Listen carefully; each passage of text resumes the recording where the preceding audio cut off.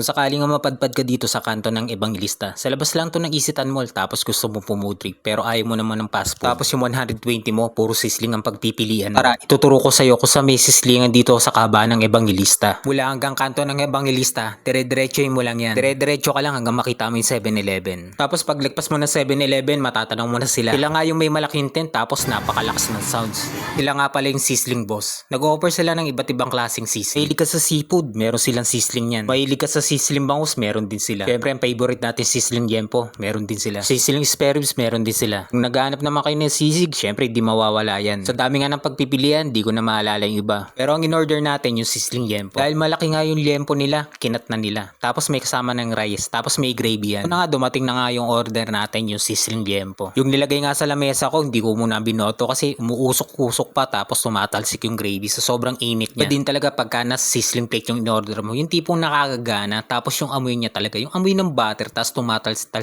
Sarap talaga umorder ng sisling pero mahirap nga talaga, nakakapaso. Yung tipong kakainin mo na lang tapos bigla mong iluluwa. 2 beses ko ngang sinubo tapos niluwa ako. Ang nagustuhan ko dito sa Boss Sisling, yung malambot yung liempo niya tapos may breading siya. Biting ka sa gravy nila, pwede kang humingi ulit ng gravy nila. Di sila matipid sa gravy, parang KFC. Kung maliligo ka ng Evangelista, lakarin mo lang. Madali lang sila makita. Siya nga pala, 6:30 pala sila nag-o-open hanggang alas 12 ng gabi. Hanap ka ng sisling na sulit at panalo sa lasa, bukan mo yung Sisling Boss. For only 120 pesos, may mabisa ka ng sisling. So, paano mga kapodyer? Hanggang dito na lang. Peace out.